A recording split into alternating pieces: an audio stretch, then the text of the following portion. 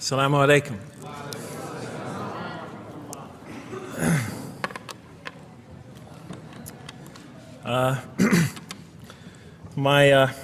I've come from the University of Kansas. We're playing in the Final Four this very instant.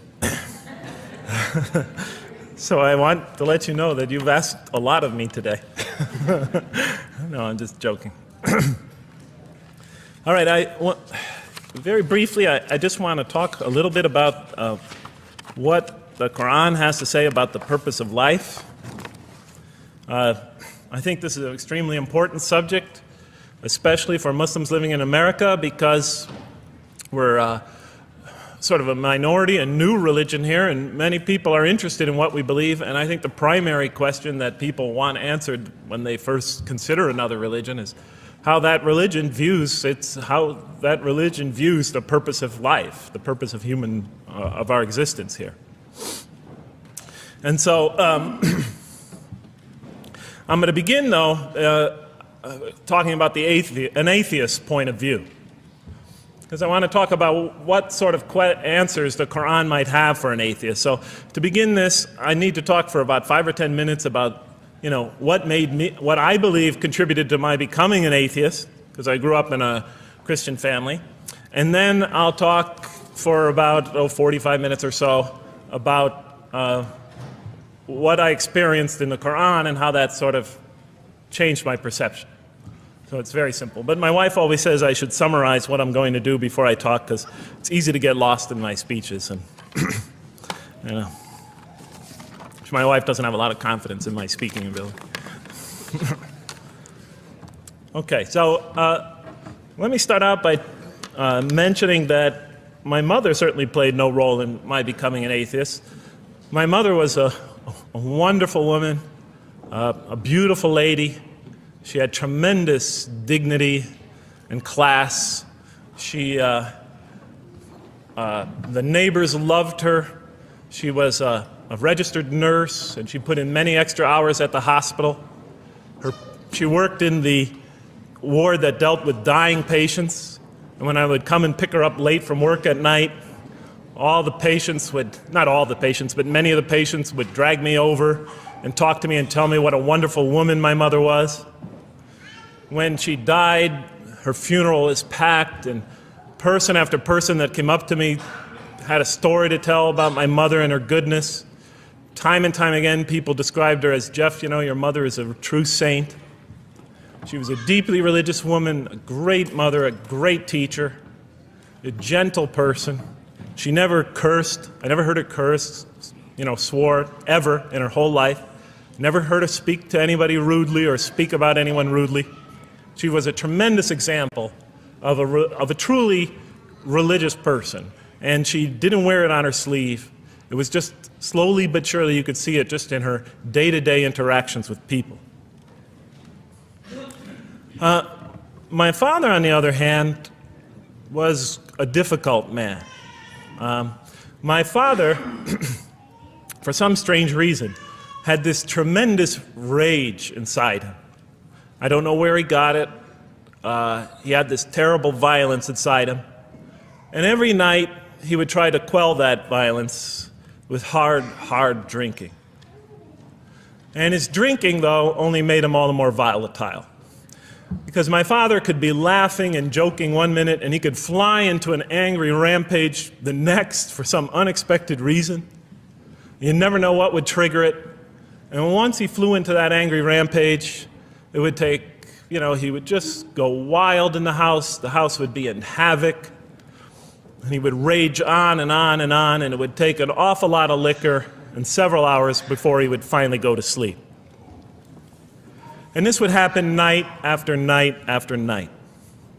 And so my 4 brothers and I was the 4th in line. My 4 brothers and I lived a frightening and precarious childhood. But I'd have to say the worst of it was watching my father regularly taunt and threaten and abuse my mother. And it would happen day in, day in, day in, day out, night in, night out. And it was a never-ending nightmare.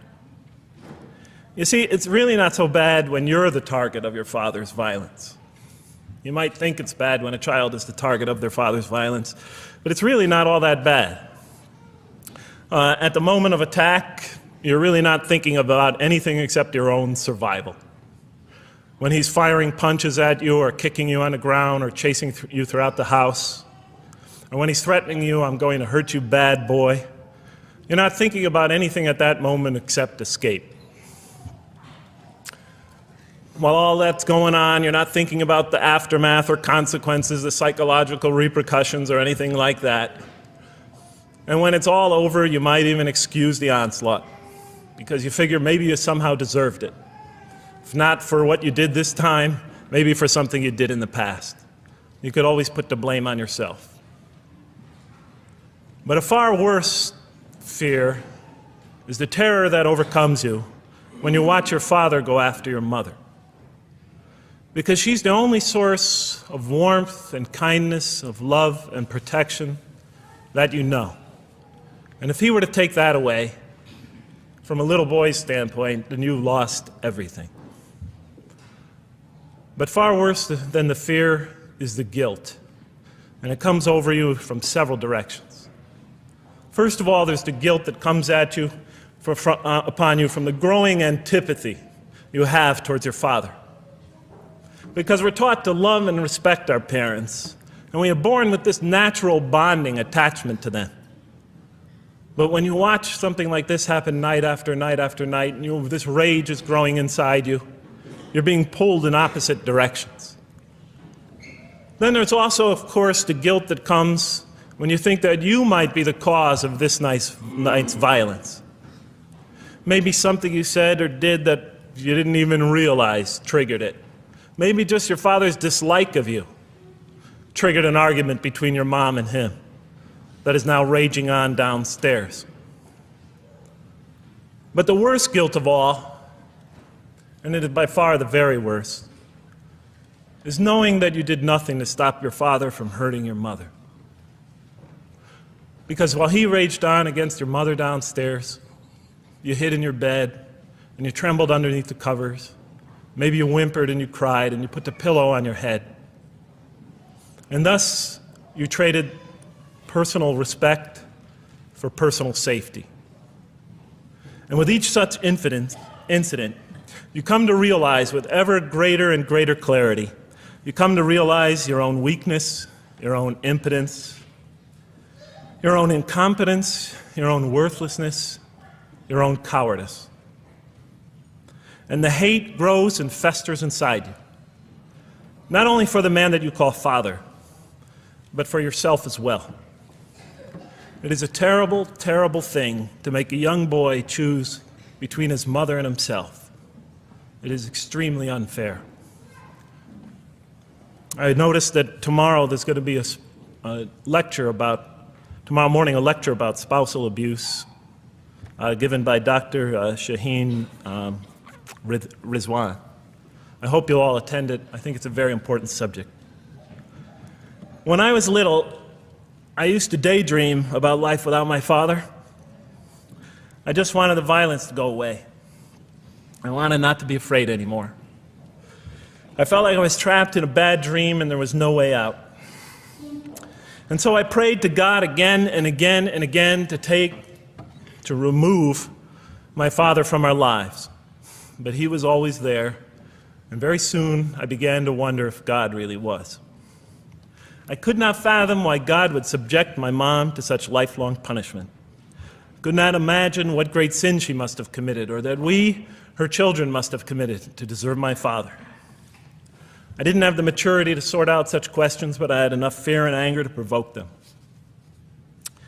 I was too young to see the wisdom in allowing my mom to suffer the violence and abuse of my father. I was too young to understand why God would let innocent children tremble night after night after night in their beds, fearing that they might not see their mother the next morning. I was too young to see how the mercy of God could even extend to my father with all his terrible failings. All I could see in my world was chaos and violence and fear, and so it became easy for me to question the existence of God. And I began to do that at a very early age.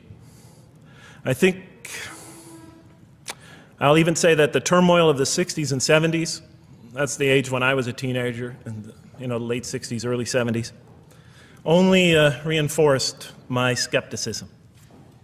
When John and Robert F. Kennedy were assassinated, or Martin Luther King was gunned down, when Vice President Agnew was kicked out of office and Richard Nixon soon after him, when the race riots erupted in city streets like mine, and gang fights erupted in our cities, many of those which I was involved in, when I saw the bizarre and senseless carnage of Vietnam, they all confirmed the lesson that was already ingrained in me and that my father had taught me so well, that the world is dominated by random, consuming, undiscriminating violence.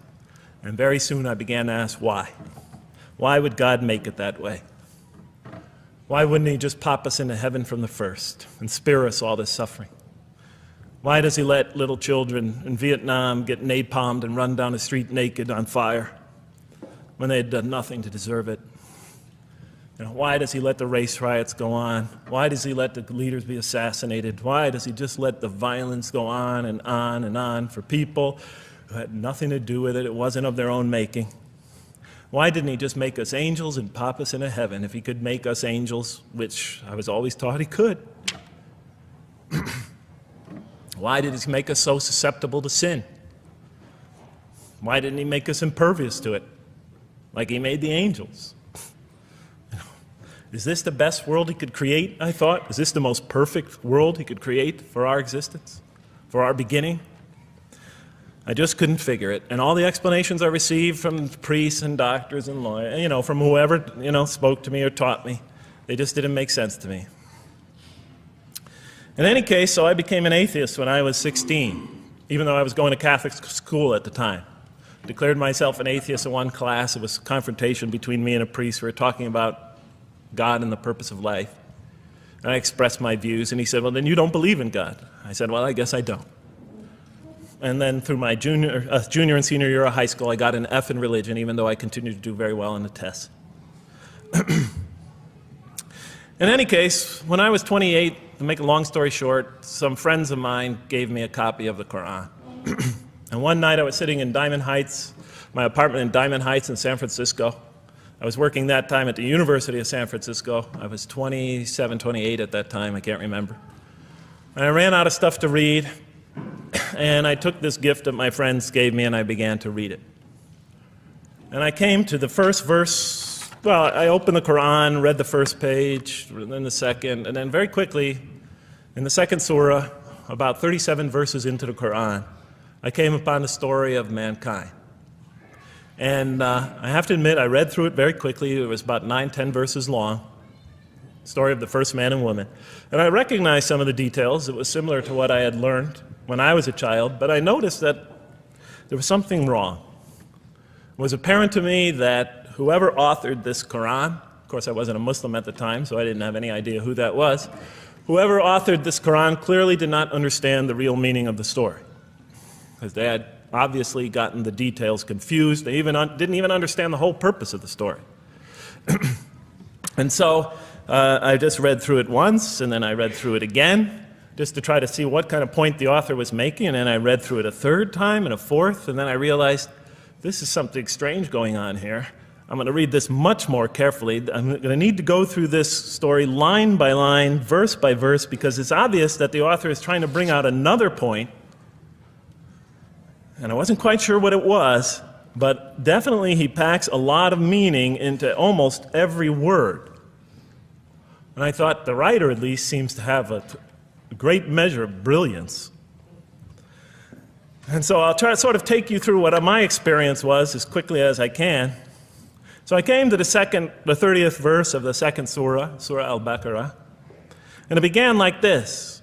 It said, "Behold, your Lord said to the angels, I am going to place a vicegerent on earth." The Arabic word is khalifa. It means a representative or an emissary of mine. "I am going to place a vicegerent on earth." And they said, the angels said, "Will you place therein one who will spread corruption and shed blood, while we celebrate your praises and glorify your holiness?" And God said, he said, "Truly I know what you do not know." See, that's the verse that hooked me. That's the verse that caught my attention. That's the one that kept on making me read the story again and again and again. Because listen to the way it begins. Behold, your Lord said to the angels, I am going to place a representative of mine on earth, a vicegerent of mine, an emissary, one who acts on my behalf. I thought, that's not the way it goes. You're not supposed to be placing man on earth in some positive role, some elective office. You place man on earth as a punishment for his sin. Clearly, I knew the author didn't quite get the point.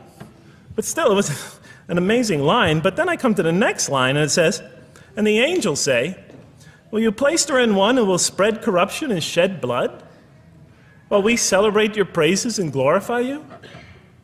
I looked at it again. I couldn't believe the question. They said, will you place her in one who will spread corruption and shed blood, while we, the angels, celebrate your praises and glorify you? I looked at that and I said, exactly. That would be my question.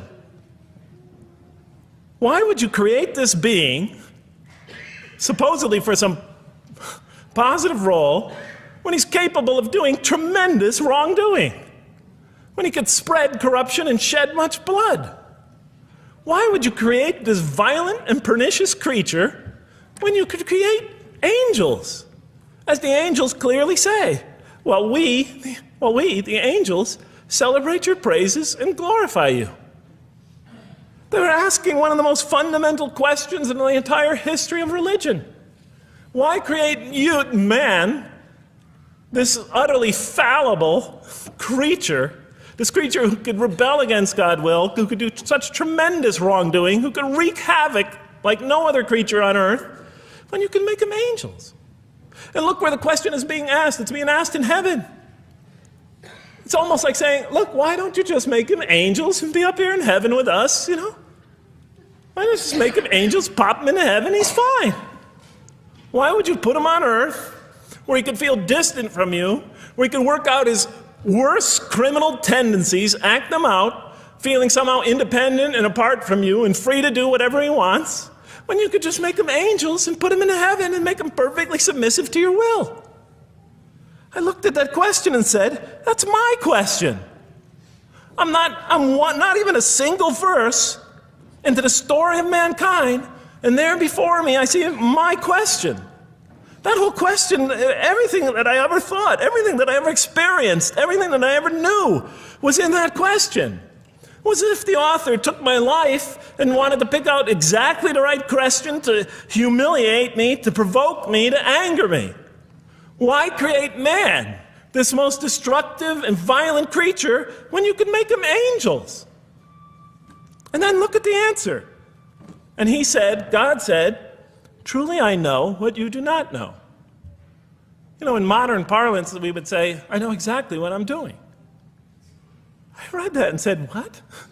You know what you do not know? You know exactly what you're doing? Well, please inform me. Tell me what you're doing. Because, you know, I'm 28 years old and I haven't figured out it yet. And I have a lot of issues that I'm still dealing with that's connected to this question. You can't just get off that easy. You can't just tell me you know exactly what you're doing. Not after what I've been through. Not after you made me this way. And then I realized, of course, I was arguing with a God I didn't even believe in. And that would happen several times as I read through the Qur'an. And sometimes I would just get into so agitated by what I read, I'd start arguing with this voice that I'm reading before me, that's calling to me. So we turn to the next verse. Well, it turns out that the Qur'an just doesn't dismiss the question. It starts to answer it a little bit. And in the next verse it says, and he taught Adam, God taught Adam, the names of all things. And then he placed them before the angels and said, tell me their names if you are right.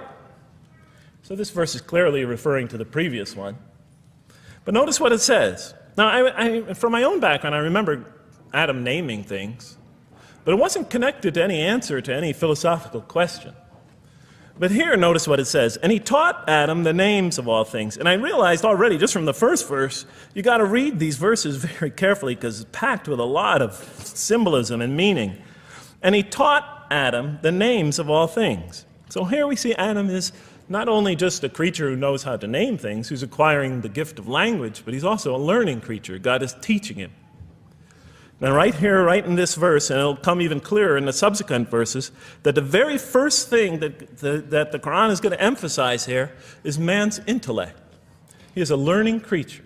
He is taught. And what is he taught? What is one of the great intellectual gifts he's given in response to the angel's question? The gift of language. Because through language, mankind could not only learn, but he could learn things not only through his own experience, but he could learn things that other people have experienced of times and places that are hundreds, thousands of years and miles separated from him. And so that all our knowledge becomes cumulative. Every generation learning from the generation before it. I'm learning today from authors I read from other sides of the world that may have existed 2,000 years ago. And so we all contribute to our collective learning and knowledge. And so I'll see later in the Qur'an, when the Qur'an will emphasize this again and again and again. Like in one verse it says, read in the name of your Lord who created. Created a man out of a tiny creature that clings.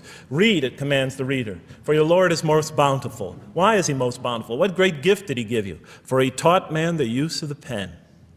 And through it taught him what he otherwise could not know. And time again, the Qur'an will call upon man to use his intellectual faculties and swear by his intellectual faculties and to use them correctly because they play a fundamental role in guiding him to truth. I never came upon a scripture that puts so much emphasis on the correct use of our intellectual faculties, on the harnessing of reason in helping us attain to faith. And he taught Adam the names of all things. And then he placed them before the angels and said, tell me their names if you are right. Okay, you have this objection, you have this natural question about this creation of mankind.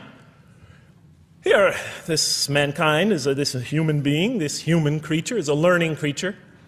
He has many intellectual gifts. Here, I'm going to place these things before you. Tell me their names if you are right about man. And what did the angels say? In the next verse they say, glory to you. We have no knowledge except what you have taught us. In truth, it is you who are knowing, the wise. They say this task, this intellectual test that's put before them is beyond their grasp. Notice what they emphasize. We have no knowledge. This would take knowledge. This would take an intellect that they don't possess. In truth, it is you who are knowing, the wise. You got it. It's easy for you. You're the knowing, the wise. You have knowledge. You have wisdom. But this would take knowledge and wisdom that is beyond us. And so in the next verse we read, and he said, "O Adam, tell them their names." And when he had told them their names, notice how it's nothing for him. For mankind, he has this phenomenal ability. And when he had told them their names, as if it was just a triviality for man, he names them. "O Adam, tell them their names." And when he had told them their names, God said, "Did I not tell you that I know what is unseen in the heavens and the earth? And I know what you reveal and conceal?" He was clearly going back to the angel's question. Yes, you have these natural concerns about the creation of mankind. Yes, he could do these evil things. But look at this tremendous intellect he has. This is something you have overlooked, that you haven't considered. And that's clearly the point of these verses. Even though I felt that the author didn't quite, it was as if I realized that he didn't misunderstand the story. He was taking one of the great stories in the history of humankind, one of the fundamental greatest stories in the history of mankind, and molding it and using it as a vehicle for an entirely original message. And God said, "Did I not tell you that I know what is unseen in the heavens and the earth? And I know what you reveal and what you conceal?" In other words, didn't I tell you I know exactly what I'm doing? And then in the next, and didn't I not tell you that I know what you reveal and conceal? I looked at that. What question what did they reveal and what did they conceal? What did their question reveal and conceal? I thought about it for a minute. Oh, it's obvious. What did their question reveal? You just go back and look at the question. It revealed the sinful and sinister propensities of man.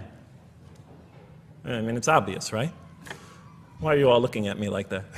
You're starting to scare me. You're all looking very serious. Am I losing you? Wow. Okay.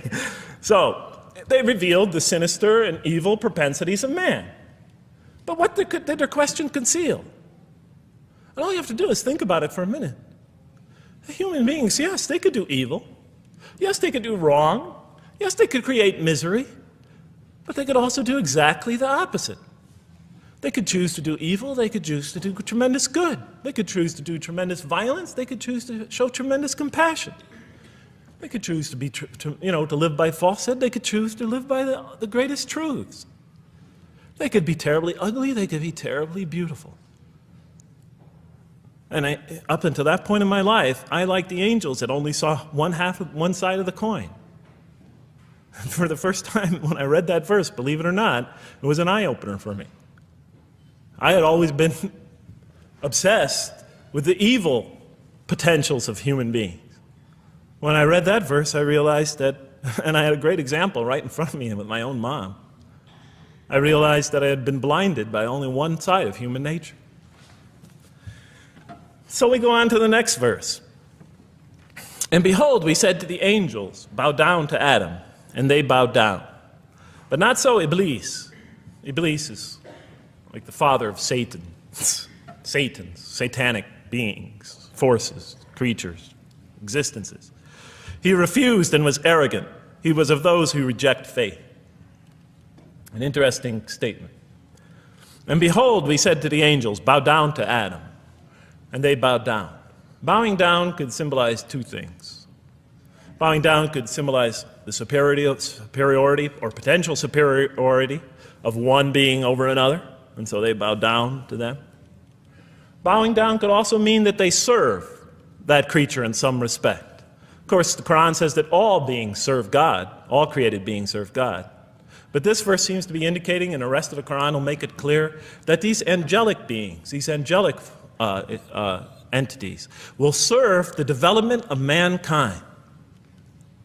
We'll even see later that the satanic beings serve the development of mankind. Both forces, angelic and satanic, will serve the development of mankind. Because one will present man with a choice to do the most altruistic things. The other will simultaneously try to influence man in the opposite direction. And so human beings will be moral creatures, and will have to make moral decisions. And it's in those moral decisions that they will grow spiritually and morally as human beings. And they'll take that into the next life. And the angelic and the satanic forces will be catalysts for those moral choices that they make. They will heighten the human being's awareness of the rightfulness and the wrongfulness of the choice he's about to make. And the self, the soul, the nafs, as they say in Arabic, will have to make the ultimate choice between good and evil. And that choice, that test will come again and again and again as human beings either grow or decline. And those tests will come again and again and again to try to help him towards his spiritual evolution, to bring him back, but that choice is ultimately ours. But I'm getting ahead of myself.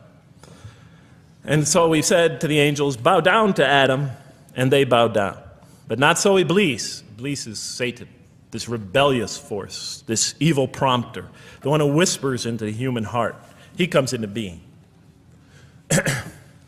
And with the introduction of Satan, we have the introduction of evil, that evil influences on human beings. And notice why Iblis does not bow down. He refuses because he was arrogant. You know, we often hear what's the root of all evil? In the West, it's always money, greed, etc. Here the Quran says that, seems to be saying that the root of all evil is not always material wants. It's not always money, it's not always greed. At the heart of evil is arrogance, putting yourself above all others, of assigning to yourself special priority and neglecting the rights of others, of pride and arrogance and envy, the source of evil.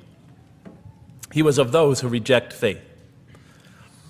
I looked at that verse and I said, okay, I mean, I get why you would create angels, to sort of influence man in a positive direction. But why in this story now are you introducing Satan? What sort of role was Satan play? And then, of course, you just think about it for a minute and you say, yes. The story is telling us that on one hand, we have these magnanimous urgings come from one direction. On the other hand, we have these satanic urgings coming from another direction. In other words, the Qur'an is telling us that man is not only a learning creature, but he's a moral creature. He has understanding of right and wrong. And God infuses those, allows those influences to come to him. Man is not only an intelligent being, but a moral being. And so, the Qur'an is not all that difficult to understand. You just sort of read it, I found, and you just sort of follow your nose through it and see what it's saying. I'm sure, as most of you in this audience know. Okay, so we see that man is not only a learning creature, but he is a moral being as well. There's another verse in the Qur'an that says, by the soul and that which whispers into it, or which breathes into it. It's morality, it's immorality, and it's God consciousness. Both of these we are under the influence of. And God allows us to be under the influences of. He creates us to be exposed to both influences. And then the verse says, truly he is successful, who causes it to grow. Causes his soul, his self, his real self to grow. And truly he is lost, who stunts it, who disallows, who destroys his personal growth. So mankind is not only an intellectual being, but a moral being. And we said in the next verse, O Adam, dwell you and your spouse in the garden, and eat freely thereof what you wish, and eat freely thereof what you wish. But come not near this tree, for then you will be among the wrongdoers. I looked at this verse and I was starting to wonder if the author was drifting back to the old story again. I was confused. And we said, O Adam, dwell you and your spouse in the garden, and eat freely thereof what you wish, but come not near this tree, for you will be among the wrongdoers. I thought it was drifting back to the old story. Man sins, man's punished for his sins with earthly life. Maybe the author is drifting, he had a good idea, and now he's drifting back to the sort of traditional story. Maybe he couldn't make his mind up what story he wanted. Except for a couple things about this verse, and this happened with almost every verse as I read through it, is that the whole tenor of the passage is sort of not what you would expect. I noticed that the Qur'an in this story has a tremendous penchant for understating things. Because it says, and said to Adam, dwell you and your spouse in the garden, and eat freely thereof what you wish, to Adam and his spouse. But come not near this tree, for you will be among the wrongdoers. I mean, there's no sense of God being threatened by the possibility of man eating from the tree. In this story, we don't see in this verse, we don't see that God is nervous at the prospect, that he's threatened by the prospect, that he's anxious about it. The tree that he picks, it seems like he's just picking out any tree. Nothing special about the tree.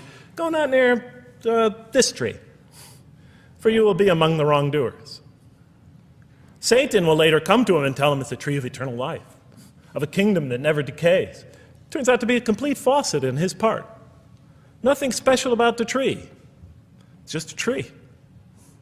God's not nervous at the prospect at all. In the tradition that I came from, God is threatened by the prospect. He has to put an angel with a fiery sword by to protect the tree, so that mankind never goes next to it again. I'm not putting it down, I'm just pointing out the difference of the story. They're both beautifully told. But he has to guard the tree. Why? Because if they eat from it, they'll become gods like us.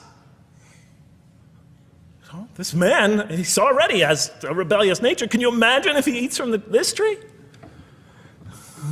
Can't let him get near that tree. But here, just, calmly says, but if you do, you will be among the wrongdoers. God is not worried about himself. It's just warning man, making it clear that if you do this, you've committed a wrongful deed. Again, the whole tenor of all these verses that you read through it is God knows exactly what he's doing. Okay, next verse. But Satan caused them to slip and expelled them from the state in which they were.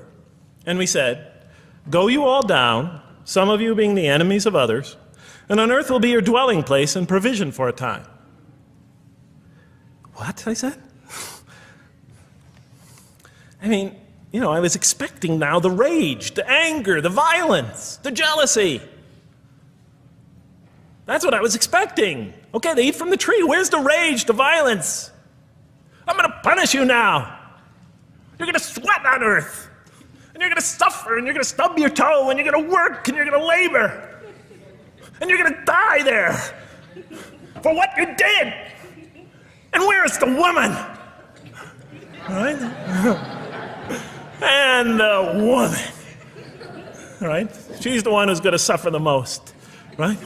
She'll have to suffer labor pains and monthly cycles, right? And bleeding and crying out when her children come into the world. And she'll scream out. And worst of all, the greatest humiliation, the man will rule over her. When he's obviously her intellectual inferior because she and the angels she and Satan seduced him, and he just bumbled along and committed a real, wrong deed. Well, I don't mean to make light of it, but the story is obviously different, though. No threat here. As a matter of fact, look at the way it says, "O Adam, dwell you and your spouse in the garden, and eat freely thereof what you wish. But come not near this tree, for you will be among the wrongdoers." Then they make the mistake. But Satan caused them to slip and expelled them from the state in which they were. And we said, "Go all you down, some of you being enemies of others, will be adversaries of others. Some of you will be adversaries of each other, and on earth will be your dwelling place and provision for a time." This is not a deity losing it. If you look at it, I mean, on earth will be your dwelling place and provision for a time. That's not the words of a God that has lost, that is really extremely upset. On earth will be your dwelling place and provision for a time. When I walked into the hotel today, and they said, and it's this nice one up here, I don't know the name, I can't remember the name of it, but it has a continental breakfast. And they said, your room will be room 111, and there's a continental breakfast in the morning. I didn't say, I didn't think they were mad at me. Because they said, you're going to sleep here, and this is going to be your provision in the morning. Oh, thank you. But notice something else about this verse. I mean, when you read these verses for the first time, I don't know, maybe I'm nuts, and many people think I am. But when you read these verses for the first time, I mean, this is just so much that catches your attention. But Satan caused them to slip. I remember, I couldn't get that verse out of those words out of my head. Satan caused them to slip. To slip? The greatest sin in the history of the human race, and it's called a slip? In my culture, slip means, you just momentarily, for a fraction of a second, you lose your focus. It's not a big deal. My Uncle Bob used to always say to me, Jeff, I'm sorry I'm 5 minutes late, I slipped up.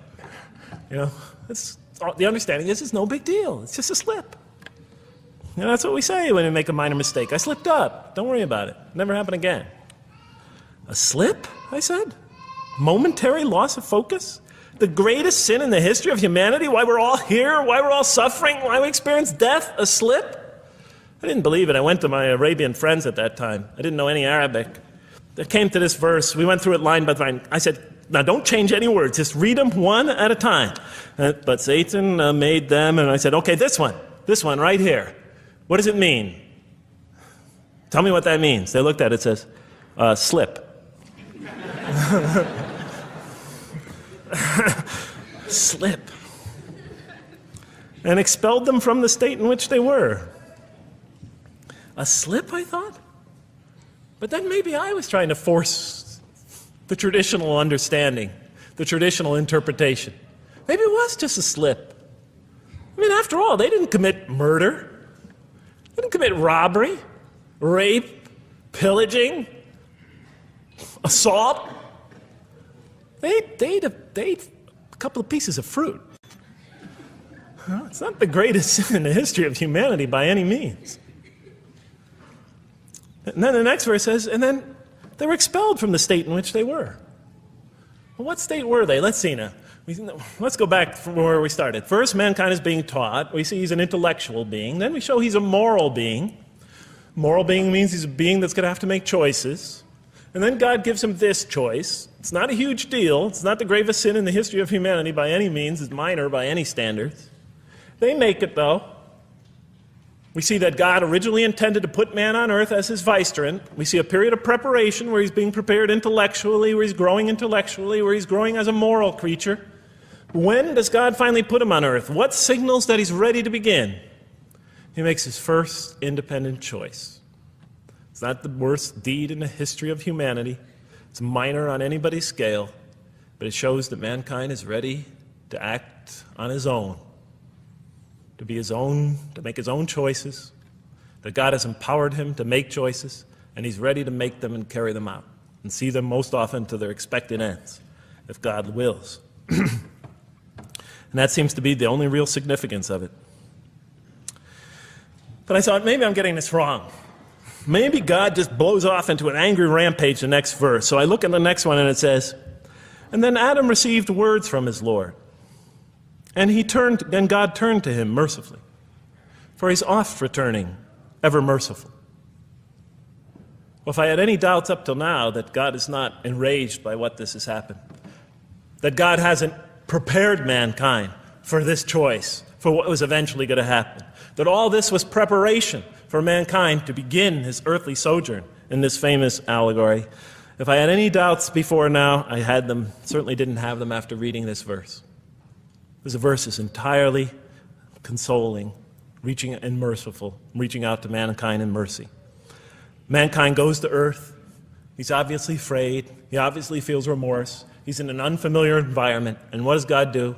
He turns to him. He turns to him. In Arabic, the word has the meaning of like a father turning towards an infant or a child or somebody, or a parent, a mother turning towards her child. And he turns to him mercifully, and for God is oft returning, ever merciful. And Adam receives words from his Lord. What kind of words? Probably words of consolation, words of hope, words tell him not to be scared. And in the next verse, we see those are exactly the type of words that Adam receives. He says, go down, Adam and his spouse. Go down from this state, all of you together. Repeating that again, just so that we know that this is not a punishment here. Go down from this state, all of you together, and truly there will come to you guidance from me. And whoever follows my guidance has nothing to fear, nor shall they grieve. It is an emotional picture. This young couple is here, in fear and in shame, feeling remorse, and God reaches out to them and turns towards them and tells them, you have nothing to fear, nor shall you grieve. I know this is tough for you, but you've been prepared for it up till now, through your entire existence. It had to happen. This is a necessary stage in your development, in your growth, but just hang in there, follow my guidance, be true to me and I'll be true to you, I'll guide you, I'll help you, I'll do whatever you need. Just follow my guidance and you have nothing to fear, nor shall you grieve. Okay. So I was impressed. I thought this author, whom I didn't know, I thought was extremely brilliant. Because the story is entirely coherent, but it's bringing out entirely new meaning. And it's stressing some things in the human equation that I would never have normally thought of. Actually, I thought these sort of things argued against the existence of God. Here, the author was using them to say, look at these. These play a fundamental role in the purpose of life. What? Intellect. Human beings have intellect. Right.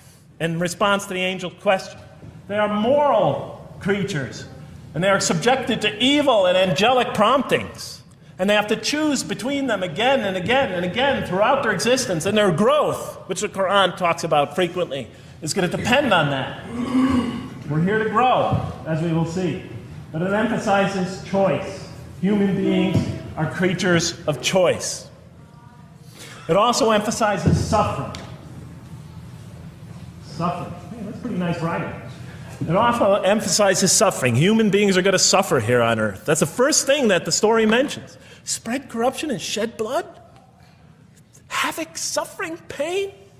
Yes, these three things play a central role somehow, the story is saying, in our development on earth, in our very purpose of our development. These are the three things we've always had the most trouble grappling with, all theologies have. Why give us intellect if it leads us often to challenge in our minds the existence of God? If we can't reconcile the existence of God with our minds, with our reason, why give us choice if we could choose to do wrong? Just make us angels. Why let us suffer so on earth? Just pop us into heaven. And here the Qur'an is telling that these play essential roles in our attaining of faith. Not only these, of course, it also mentions guidance, God's forgiveness, revelation, etc., angelic forces, satanic temptation. It mentions all these other things as well, but these three essentially really caught my attention. I never expected that these three things would be emphasized.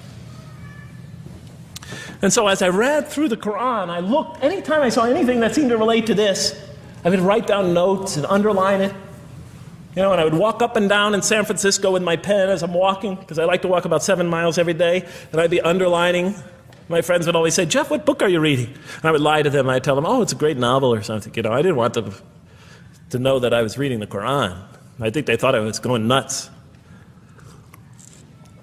But in any case, so very quickly, I was wondering, does the Qur'an really emphasize reason? Does it really emphasize choice? Does it really emphasize suffering? How much more time do I have, Madam Speaker? 35? 25, okay. I'll do the best I can. So let me just try to indicate to you, as I read through the Qur'an, and I'll try to get through this quickly because you guys look tired. And I know you're interested to find out how that basketball game is turning out. Let's see, does the Qur'an really emphasize reason as essential to human growth, to this experience we're having on earth, to our very purpose? And the answer is definitely yes.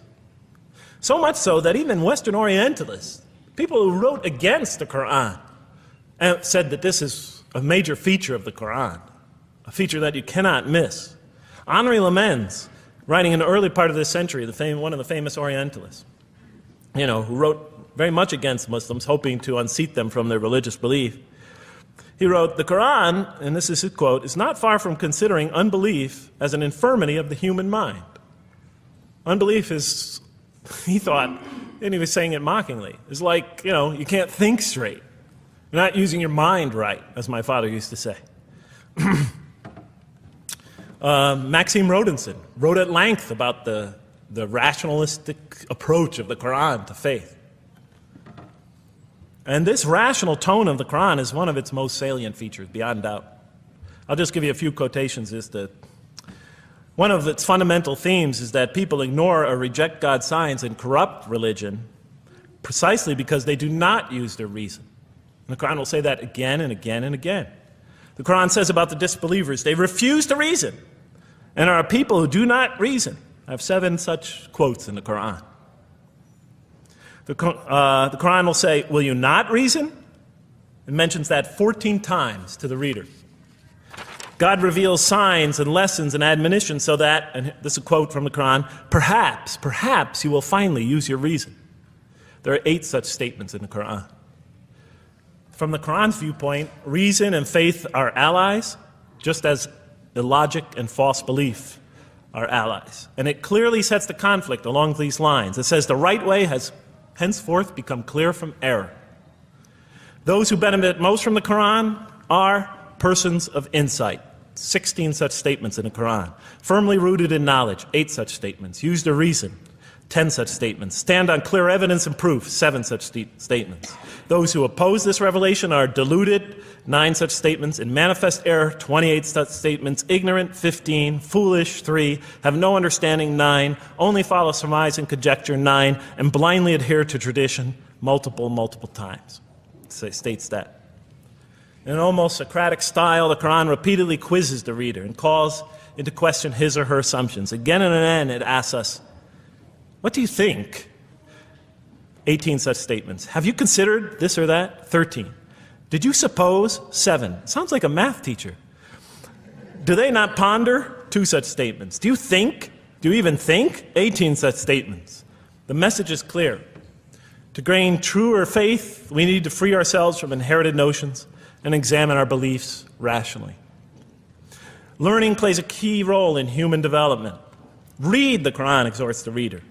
For God taught us the use of the pen and taught humankind what it otherwise could not know. In life, nature, and history, in the Qur'an, there are signs and lessons for those who are wise. There are 21 such statements. The Qur'an states over 100 times that it has been revealed to make things clear.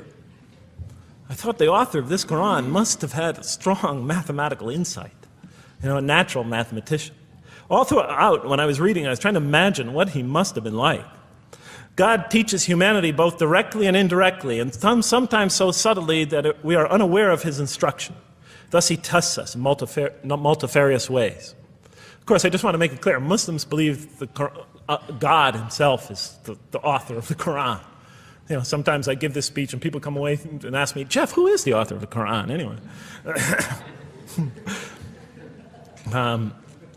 But I didn't know. So I was just trying to figure it out. Repetition is indicative of the importance given to certain ideas. It should be observed that the Arabic word for knowledge in the Qur'an, ilm, appears 854 times in the text in its various forms. It's one of the most frequently occurring words. So the Qur'an really does put great emphasis on reason in our spiritual quest. Does it put great emphasis on choice? Well, here's what it has to say. Let there be no compulsion in religion. The right way is henceforth clear from error. It's a choice, and it must be freely made. And it's a choice between correctness and error, between right and error, between reason and falsity. Had God willed, he could have indeed guided you all, it says in the Qur'an. I went, why not, I thought. Why not just guide us all? Why let some of us choose to go this way and that way? The Qur'an was constantly provoking me as I read it. Do not the unbelievers know that had God willed, he could have guided all mankind? Oh, do not the believers know that had God willed, he could have guided all mankind? Okay, I'm an unbeliever, I thought. Tell me, why didn't you guide all mankind? If you want us to be in conformity of your will, just make us that way. And if we had so willed, we could have given every soul its guidance. Why did you let us be creatures of choice? Just program us to do the right thing. Never make a wrong choice. Had God willed, he could have made us all one community. He could have made us clones of one another. But he didn't. It wasn't part of his plan. Enlightenment has come from your Lord. He who sees does so to his own good. He who is blind is so to his own hurt. It's your choice. Says it again and again in the Quran. Remember when I was reading this, I was a disbeliever. And this scripture is constantly reminding me, it's your choice, Jeff. It's no compulsion in this. It's your choice. It's up to you. You're probably not reasoning correctly here. Think a little harder. Come on, try. Just a few more steps. And whoever is guided is only to his own gain, and whoever is stray, I am only a warner. It's your choice. We have revealed to you the book with the truth for mankind. He who lets himself be guided does so for his own good. He who goes astray, it's to his own hurt. It's his choice. There are many, many such references. I'll stop there. But you get the point. The Quran clearly emphasizes that choice plays a key role in our development. But what about suffering? Suffering's the biggie, right? That's the real major question. What does the Quran have to say about suffering? Because every religion deals with suffering in a different way. It's either something you have to be saved from, and so some religions stress salvation, or it's something that you have to sort of transcend through meditation and training so you can sort of not feel it so much, get above it and beyond it. Some religions see it as primarily punishment. Some of the more ancient religions see it as the result of the precarious and whimsical, control of many gods working against each other, playing with human beings. Different religions have dealt with it in different ways. But almost all of them, I would indeed say all of them, have sort of seen it as something not so good. But let's see what the Quran has to say about it. Something to be avoided, to transcended, to be saved from. The Quran says just the opposite. You are going to experience it. You will suffer in this life. And it plays a fundamental role in your development and your growth and in what you are to become. This scripture didn't just say you're going to experience it. It said you should embrace it. You should struggle through it. Your life should be a struggle, it says. It should be a jihad. Yeah, right? But that's what it says. Jihad means struggle. When the Qur'an most says jihad, it's very seldom, it's most often not in the context of fighting. Qital is the Arabic word for fighting. But it says even in the Mecca verses, long before Muslims had to defend themselves against their oppressors, it mentions that you have to struggle in the path of God. With the Qur'an, it even says. Struggle in the path of God with this Qur'an. Life is a struggle. It says in one verse, most assuredly we will try you with something of danger and hunger and the loss of worldly goods, with the loss of your lives and the fruits of your labor. Most assuredly we will try you. It's not just talking about evil people, good people. But give the good news, the glad tidings. Be happy for those who are patient in adversity and suffering. Good news, I thought? Doesn't the author understand the terrible effects of suffering? Give the good news to those who are patient through adversity, who when calamity befalls them say, truly unto God we belong and truly unto him we shall return. In other words, that this could benefit them. It was a remarkable statement. Here's another one. Do you think that you can enter paradise without having the like of those who passed away before you? And the next verses start to explain these people were good people who suffered terribly. Do you think that you can enter paradise without going through the same? Why, I thought? Why do we have to suffer in life? Misfortune and hardship befell them, and so shaken were they that the apostle and the believers with him would exclaim, when will God's help come? These are good people. When will God's help come? Oh, truly, God's help is always near. You will certainly be tried in your possessions and yourselves, the Qur'an tells the reader. You're going to face hardship. It's guaranteed. Every soul must taste of death, and we try you with calamity and prosperity, both as a means of trial. And to us you are returned. You are going to have hardship here. There is going to be no heaven on earth. This environment is made to be an environment of adversity. It is made to be an environment where you have to work, where you have to struggle, where you have to strive. And it plays a key role. Oh man, truly you've been toiling to your Lord in painful toil, but you shall meet him. You're toiling, yes, but you shall meet him. We certainly created man to face distress. What, I thought? We certainly have created man to face distress. You made us to face distress? Does he think that no one has power over him? Sometimes people get, so down, they just think, this can't be a God. Look how I'm suffering. He will say, I have wasted much wealth. Some people just become totally devoted to worldly aims. Does he think that no one sees him? Have we not given him 2 eyes to see with, a tongue, and 2 lips to communicate with, to learn from by communicating? Can't he see around him? Can't he tell from communication with other people? Haven't we pointed out to him the 2 conspicuous ways? What are the 2 conspicuous ways? But he attempts not the uphill climb. One of them is the uphill climb. And it says this is the way you should be pursuing. And what will make you comprehend the uphill climb? It is to free a slave, or to feed in a day of hunger, an orphan nearly related, or the poor one lying in the dust. Then he or she is of those who believe, and exhorts one another to patience, and exhorts one another to mercy. You have not attained to faith until you struggle the uphill climb. It's telling us. You should pursue the uphill climb. What is the uphill climb? Reaching out to your fellow man who suffers. To feed the poor one. To help the poor soul that's lying in the dust. And all over the world there are people in that state. And we watch the news as if it's just entertainment. And the Qur'an tells us this is something you should involve yourself in. That is the road that you should travel. It describes a successful life as an uphill climb. Well, I can see I'm running out of time, so I'm going to have to tie this up in about 15 minutes, I guess. But definitely the Qur'an emphasizes these three elements in the human drama. But as I read through it, I couldn't see how it all fit together. I mean, why didn't God just... Why? Why do we have to experience these? What purpose do they play? Just pop us in the head and beam us up, I thought.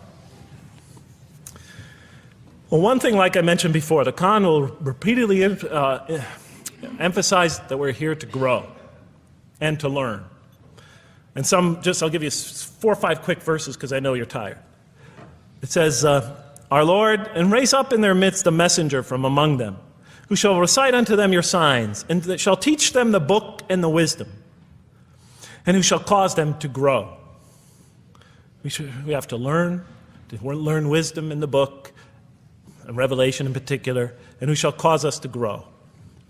And we have sent among you of yourselves a messenger to recite our signs to you and to cause you to grow. Truly God was gracious to the believers, this is in the 3rd surah, when he raised up from among them a messenger from themselves to recite his signs to them and to cause them to grow. It is he who has sent among you among the unlettered people a messenger from among them to recite his signs and to cause them to grow. These are all distinct references. Just 2 more. There are many more. And the soul and that which breathed into it, its immorality and its God consciousness, he is indeed successful who causes it to grow.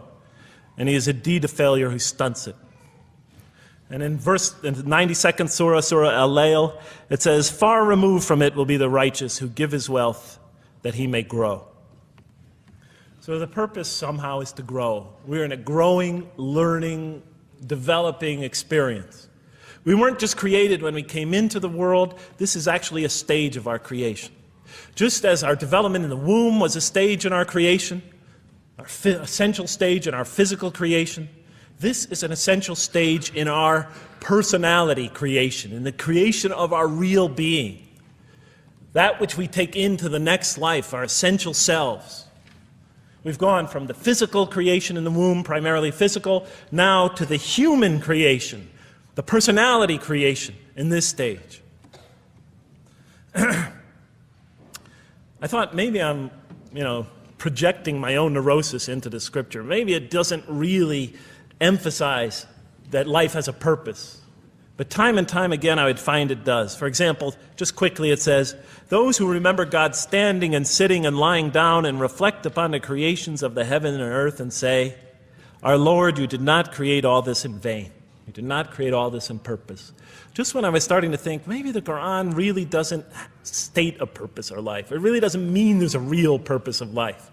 Maybe I'm reading into it something that is there. I would come upon verses like that would force me to just read a little further, make me think, well, maybe it's just around the corner. We have not created the heaven and the earth and whatever is between them in play. If we wished to take a sport, we could have done it by ourselves, if we were to do that at all. God doesn't create to satisfy his whims or fancies or entertain himself. Do you think that we created you purposely and that you will not be returned to us? It says in the 23rd surah, the true sovereign is too exalted above that. In the 44th surah, we did not create the heavens and earth and all that is between them in play. That serves a purpose. Now, what sort of purpose can it possibly serve? So I tried to, apparently the Quran speaks about believers and those who are the rejectors. You have the believers on the one hand, the rejectors on the other. Now apparently God has created us to be believers. So I tried to study what the Quran has to say about the believers, and it's a natural thing to do, to see what it wants us to become, if it has anything to do with these essential elements that it stated. I mean, it's a natural way to approach it. I think you agree. Do you agree? Somebody nod your head. That's what I say to my math students. Just one head nod is enough for a mathematician. Get one head going, okay, I did my job. Okay. So, how does the Quran describe the believers? What are they supposed to attain to? What is their ultimate thing that they're supposed to get? What are they ultimately supposed to achieve? And it's very clear when you read the Quran that what they will achieve in this life and will experience to so much greater degree in the next is they will experience a relationship of love with God. They will turn to God in love and God will turn to them in love. In the Qur'an, God's mercy, compassion, forgiveness, kindness, beneficence, warmth, generosity, all the things we normally think associated with God are freely given to all mankind. But when the Qur'an speaks of God's love, we would normally think of that as God's love. But when the Qur'an speaks about God's love, it's talking about something very special. His love is always presented as a relationship between two. If we do not turn to God in love, then we just receive His mercy, forgiveness, kindness, beneficence, warmth, generosity, all those wonderful nurturing things, His nurturing, and we reject it. And so we never really experience that love, because we never really turn to it and open ourselves up to it. It is always there for us, but unless we enter into that relationship, that love, that give and take, that relationship of love is never develops. We reject it, and that's what the word kafir means. It means to reject, to turn your back, to ignore, to throw a gift that someone gives you behind your back. And so the Qur'an tells us that the believers will experience this sublime relationship of love. It says, "Yet there are men who take others besides God as equal, loving them as they should love God. But those who believe love God more ardently. Say, if you love God, follow me, and God will love you and forgive you your faults, for God is the forgiving, the merciful. O you believe, if any from among you should turn back from his faith, then God will assuredly bring a people He loves and who loves Him." And throughout the Quran, I'll mention time and time again that God loves the believer. God loves this type of person. God loves that type of person, and so forth and so on. So it's quite, and I'm trying to pick the speed up here, so you'll have to excuse me for that. But it is apparent from the Quran that one of the purposes of creation, maybe the essential purpose of the creation, is to produce from this subset of humanity that will freely enter a relationship of love with God. They will not only experience the beauty of other relationships in their lives, but this love that they will experience with God is the sublime experience that they will enjoy. Not only in this life, but infinitely greater in the next, when all the distractions, all the masks are stripped away. Okay, I thought, you created us to love you, for us to turn to you in love and to experience your love, to receive and experience your love. But why do you need these? Just pop us into heaven, love us, and make us love you. Program us to love you. You'll make my dog love me. Do the same sort of thing. I kept on coming back to the same issue. Just do it. Okay. Still couldn't see it, and I was almost through the Quran, and I thought either I'm dumb or this scripture just never really got to it. Okay, so I didn't give up. I thought, okay, what's the next natural thing to do? Okay, so we're here to develop this relationship of love with God. The Quran tells us that, if we are believers and we do good, we'll experience great joy and peace in this life, not only through our relationship with God, but through complementary relationships with all the people around us in this world will be a one for us of peace and serenity, even though we have to struggle and survive and suffer. But I couldn't see, how this all tied in with this suffering business and why He couldn't just put us into heaven. So what's the next natural thing to say? Okay, so we're created to have this relationship of love with God, to enter this relationship, to experience and receive all that He has to offer us. So the natural thing to do is to study the two partners in that relationship. What does the Quran have to say about us, the believer? What does it ask of him and her? What does it require of them? And then what does the Quran tell us about God? And then is there some essential nexus, some essential connection between them, and does it have anything to do with these? Because if the Quran doesn't show that, then the essential link that links all this together, that pieces it all together, is missing. And as I thought to myself, whoever this author is, and by now I knew he had fantastic genius, even though he came from the primitive confines of the most backward, most uncivilized sector of humanity, of people that had no literary history, really, to speak of, no great works of literature, no scriptures that preceded him, even though he came from the desert of culture, even though this came out of that environment, and the mind behind it had to be tremendously and phenomenally genius to come out of that surrounding and produce something like this. If that essential link was missing, I knew that, he was great, but, and extremely great. But, what do you expect? How could anybody answer those questions? Nobody in the history of humanity has been able to answer them. Okay, so I thought, first I'll see what the Qur'an has to say about the believers. What does it require of them? Then what it has to say about God, and see if there's some essential link. Are you following me? You're giving me the note. Get off the stage. Okay, I'll do my best. It's a deep subject. We're almost done. Bear with me a few more minutes. I'm sorry, really. I know Siraj Wahaj, when he gives these sort of speeches, he always says, okay, I'm finishing up now, and then 10 minutes later he says, you thought I was telling you to... I won't say that, but just give me a few more minutes. Bear with me. Okay, quickly. What does the Qur'an ask of the believers? From the Qur'an's many exhortations and its descriptions of acts and types of individuals loved by God, it's not difficult to compose a partial list of things that the Qur'an wants us to do, which it calls good deeds, time and time again. To believe in God, to have faith in God, to have a relationship with God, and to do good. So what does it describe as these good deeds? Well, as I read through the Qur'an, it says that, can I take this away? Remember, intellect, choice, suffering. It says we should show compassion. Show compassion. We should be merciful. I have the references here, but just excuse me, I'm not going to list them all. We're running out of time. We should be forgiving. Forgive others. We should be just. We should protect the weak and defend the oppressed. Defend the oppressed. We should seek knowledge and wisdom. Knowledge, wisdom. Bear with me, ladies and gentlemen. We should be generous,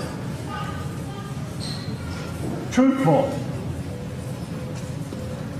and we should be peaceful. And we should love our fellow man. Love others.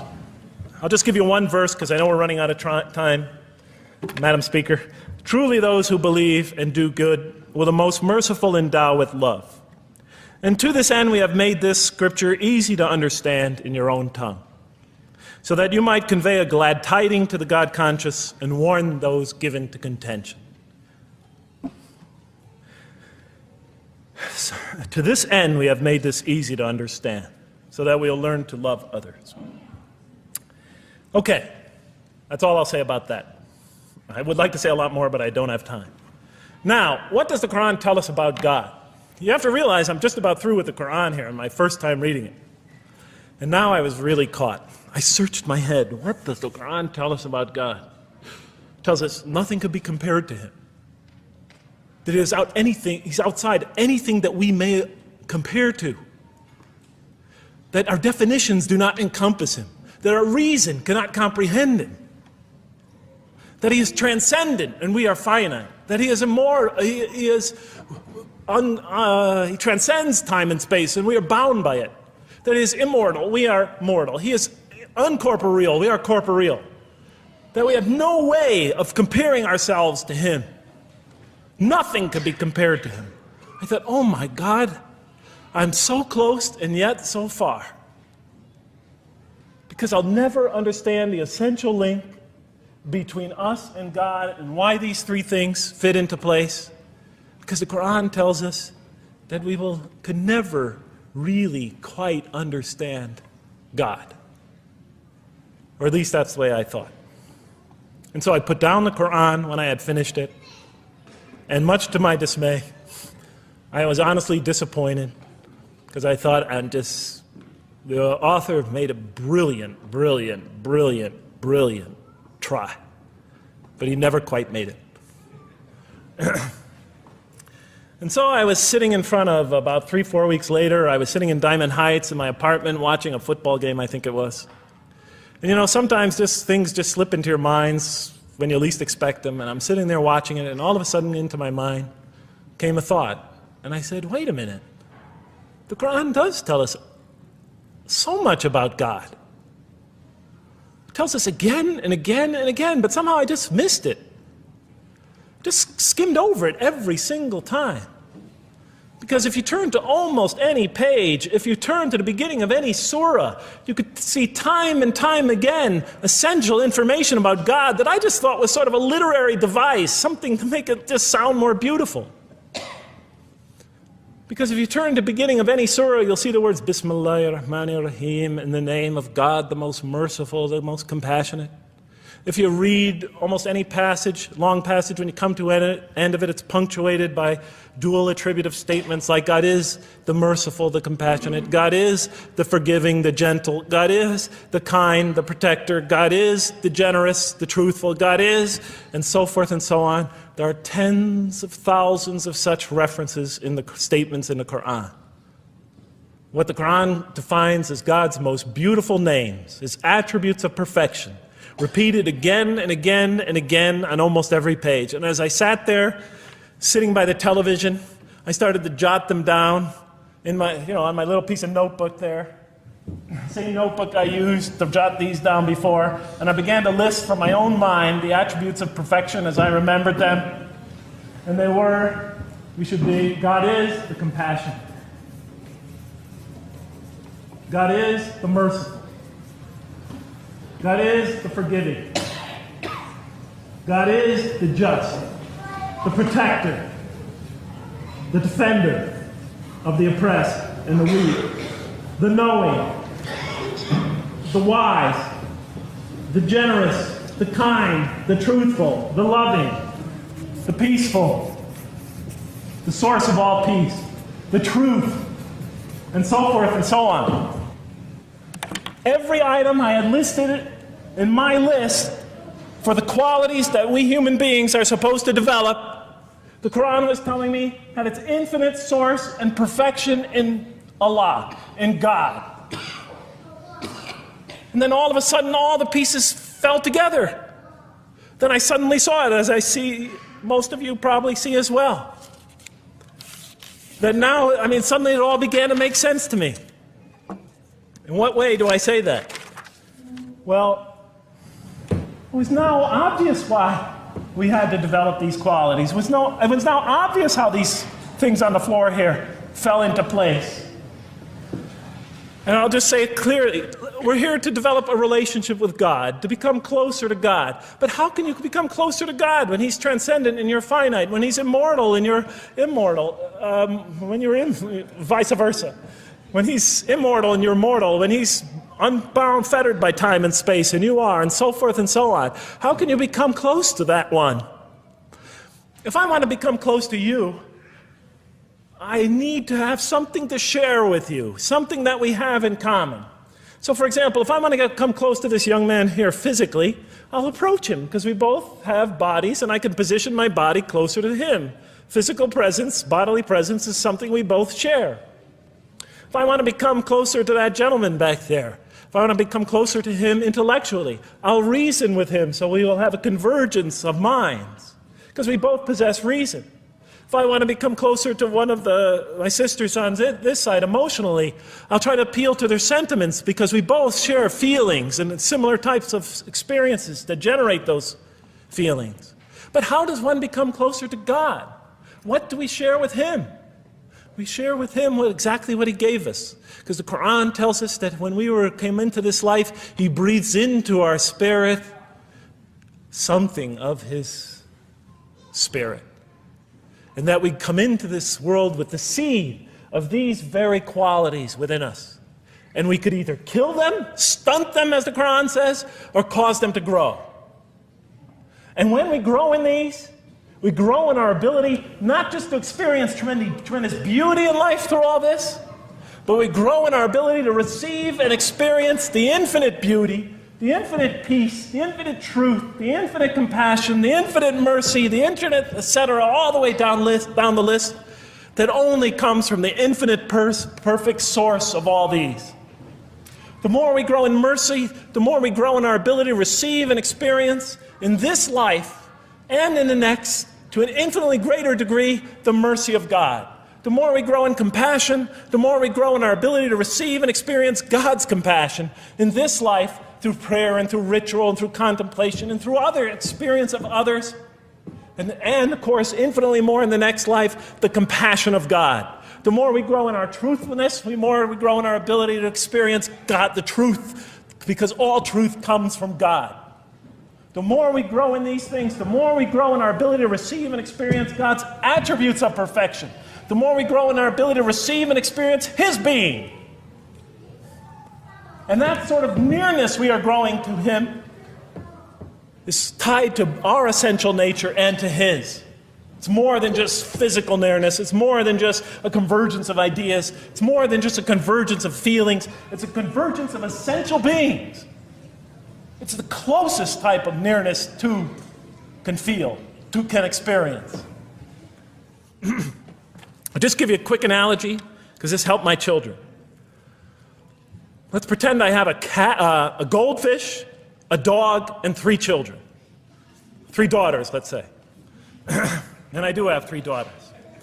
No matter how much of my love, compassion, forgiveness, caring I pour upon that goldfish, it could only experience it to a tiny degree.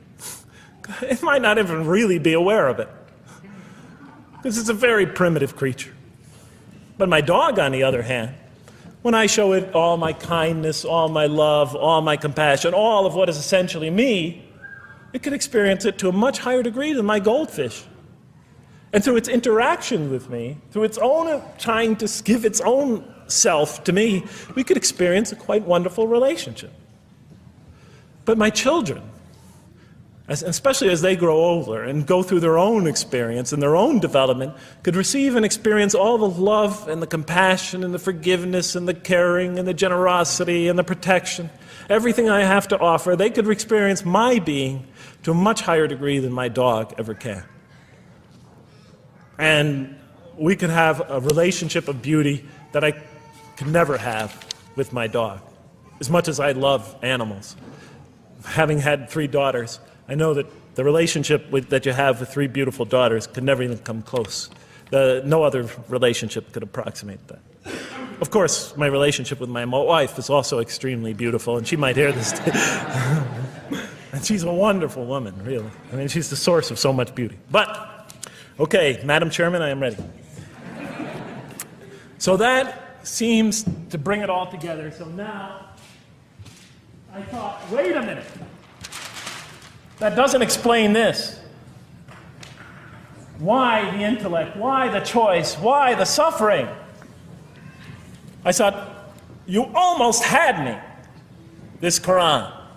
You almost duped me. You almost tricked me, seduced me into accepting this philosophy. But wait a minute. What about intellect, choice, suffering? Why do we have to experience these? Why couldn't you just programmed us to be merciful, compassionate, forgiving, etc.? Why do we have to go through all this? And then, of course, the answer came to me as quickly as I thought of it. So we are creatures, and we grow, and we become. And yes, and you can make us anything you want, but you can't contain any of those attributes I listed without these 3 things. In mathematics, we try, 3 premises that go into, proving a theorem. We try to see if we could take one of them away, and if it's essential. And all 3 of these are definitely essential. For example, you could program a computer never to make an incorrect statement, but it doesn't become a truthful computer. Never heard anybody say to me, Jeff, this Macintosh is the most truthful computer I ever saw. If it's programmed, it's not truth. You could program a CAT scan to help the sick, but it doesn't become compassionate. Never heard a doctor say, Jeff, if you want to see a compassionate CAT scan, you come right over here. Right? Because all those things, compassion, forgiveness, truth, caring, love, all are born out of choice, suffering, and reason. In order to do a compassionate deed, when we consider reaching out to someone in compassion, that person, first of all, that's inconceivable without the presence of suffering, an environment where there's suffering. And when we decide to help them or not, we reason in our minds, what is this going to require of me? It's going to require some suffering on my part, some of my giving of myself. And without that mental process, it doesn't become a compassionate deed. And if it isn't by choice, it's not a compassionate deed. It's that choice that makes it compassionate. Same thing with truth. Truth is a choice between telling the truth or not telling the truth. Oftentimes we tell it when we're at risk to our own personal loss. The more suffering that might come out of that choice, the greater is the truth behind it. The greater the act of truthfulness. And all the time we have to weigh the consequences of that choice. If I tell the truth here, my teacher's going to give me an F. If I don't tell the truth, I might get an A. We weigh it in our mind. Last example, the famous wedding vow. Do you take this woman to be your wife in sickness and in health, for richer or for poorer, until death do you part? What are they asking us? Do you knowingly make this choice, understanding full well what's at stake here? That it might involve richness but poverty, health or sickness, that suffering's going to be involved until death. Once a young lady told me, you never really loved me. Because when the growing got tough, when things got hard, when we hit rock bottom, when my life fell apart, you just got up and left. And she was right. And she understood full well that that's what love is all about. It is through giving and suffering together and hanging in there with each other and not bailing out and persevering through suffering, making that choice and knowing what you're doing. All those three things are essential. So it's very easy to see why the Qur'an stresses these. For in order for us to grow in these, I dropped it, we have to have these. And that's why it's very easy to see, ladies and gentlemen, why the Qur'an, 30 seconds, Madam Chairman, why the Qur'an talks about sin as self-destruction. The Qur'an says when we sin, we commit, the Arabic word is dhulm, or zulm, however dialect you have. Dhulm against ourselves. We oppress, we destroy ourselves. Because when we don't grow in these, when we grow in the very opposite of these, we are literally destroying ourselves. When we grow into the things that are antithetical to these, we are destroying our natures and will not allow ourselves to receive and experience the beauty that could be in store for us this life and the next. It's like coming into this world and developing in the womb none of the physical things you need to experience comfort and joy and peace and happiness on a physical level in this life. It's as if you're coming into this life and you've destroyed yourself physically somehow in the womb, and you came into it and you had nothing to protect you from the cold, from the heat, from the harshness of the elements, from germs, from disease, nothing to protect you, nothing to satisfy, give you the ability to satisfy your thirst or your hunger, nothing for you to experience any physical comfort. This is all that matters as we go into the next life. If we don't develop these through our relationship with God, our very purpose of our being, then we will experience terrible suffering in this life, worse than if we came into this life in a physical state that didn't avail us of any of the comfort of this life. And so it'll be worse than fire. It'll be worse than endless fire. It'll be worse than the worst hell we could possibly imagine. So the Quran tells us, that yes, when it talks about heaven and hell, it's used very powerful symbolic language, but what it essentially is telling us is imagine the greatest joy and wonder and peace and serenity you could ever experience, and that's what's open to you on the one end. But on the other end, imagine the most terrible suffering that you could possibly bring on yourself, and you could also do that to yourself as well. It'll be worse than anything you could have ever imagined. And it's the Qur'an tells us that God says on the day of judgment, I did not harm you in the least. You destroyed yourselves. And it could say that in total objective truth. And that's why the Qur'an, well, I think I'll leave it at that because Madam Speaker is about to shoot me. I still have other things to talk about, but I want to find out how that basketball game is going. So thank you so much for listening to me for so long. And may the peace and mercy of Allah be upon you all. I didn't mean to try to scare anybody at the end. That wasn't my goal. I was just trying to make a point. And may the peace and mercy of God be upon you all. Thank you so much. Assalamu alaikum.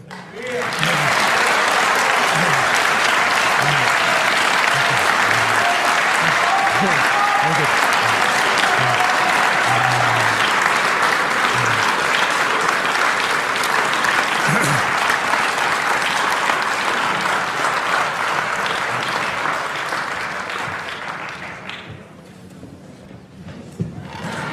All right, we'd like to thank Dr. Lang for that very heartfelt, very long presentation. I have a few things to say before you all leave, so just be patient with me for a second.